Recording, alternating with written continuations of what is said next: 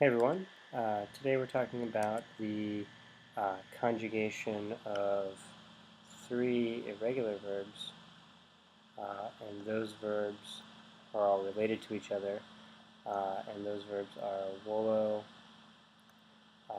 nolo, and malo. Okay, and this is in your book on page 203. Okay, so let's start with volo. Volo, welle, volui. Okay, the fourth principal part, it means to wish or be willing. Okay, it's a very common verb in Latin. It's also irregular, so it's important to know its conjugation. We're going to start by conjugating it in the present tense. Okay, so present. And these can only be active. And so I'm going to set up a chart with first, second, and third, and singular and plural. And so the first person singular is volo, the second person singular is vis, third singular is volt, first plural is volumus, then second plural voltis, okay, and third plural volunt. Okay, so volo, vis, volt, volumus, voltis, volant. Okay, so it's different looking. It still has, our endings, o, st, mus, tis, and ent, okay, but it's not formed by just taking away the, anything, any re from the infinitive. First of all, the infinitive doesn't even end in re, right? It's welle. So volo, vis, volt, volumus, voltus, volant. Okay, and that's the present tense of volo. Now I'm going to take you through the present of nolo. Okay, nolo, nole, nolui means the opposite, to not want. Nolo is a compound. It is non plus volo.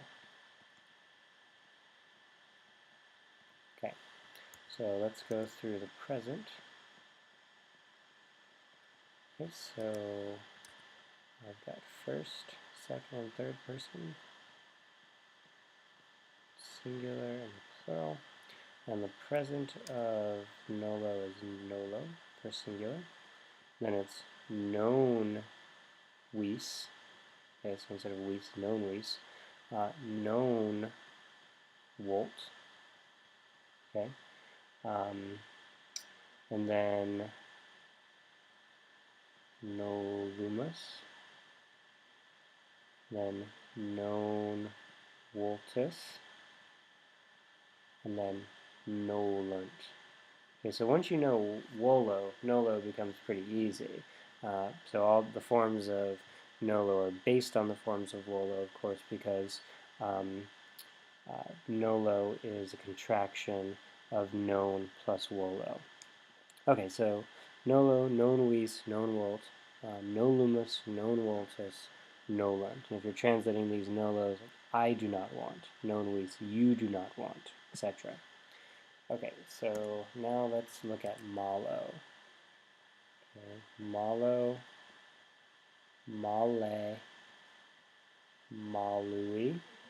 Malo means to prefer, and it means prefer because malo is a compound of the word magis, which means more, right, plus volo, to wish.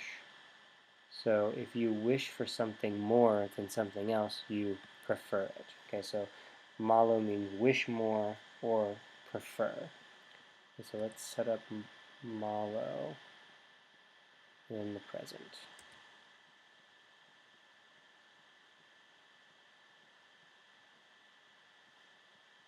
Okay, so first singular is malo. Okay, second singular is ma vis, and then ma volt, and then malumus, ma voltus, and malunt. Okay, again, so it's very much based on the forms of volo. So malo, malvis, malvolt, malumus, malvoltus, and malunt. Okay, and so the present of volo, nolo, and malo is pretty irregular.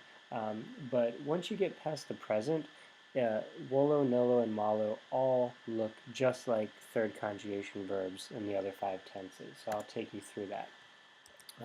Each tense at a time. So imperfect. Okay, so I'll give you the first singular for all of these. So first singular for volo would be vole, bomb. For nolo, nole, bomb. And for malo, malle, bomb. And then it would be malle bas, malle bot, just like you would conjugate a third conjugation verb. Okay, for future,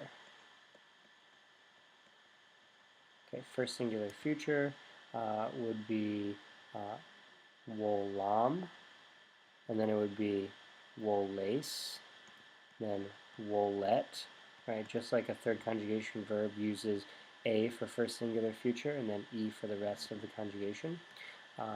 Nolo would look the same way, nolam,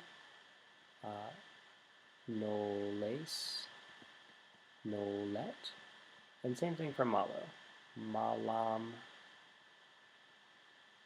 malace, malet. Okay.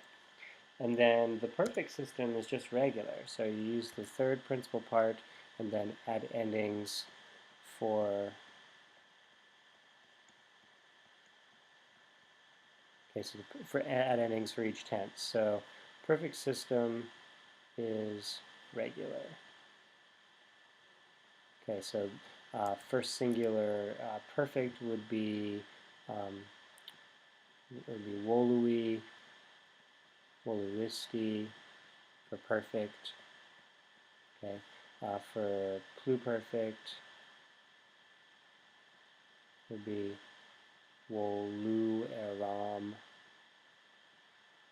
volu eras, right?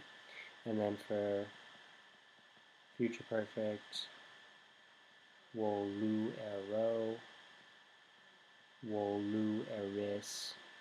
Okay, and that works for both nolo and malo as well. Okay, so you take third principal part and then add the perfect stem, and then add the appropriate endings for perfect, pluperfect, and future perfect.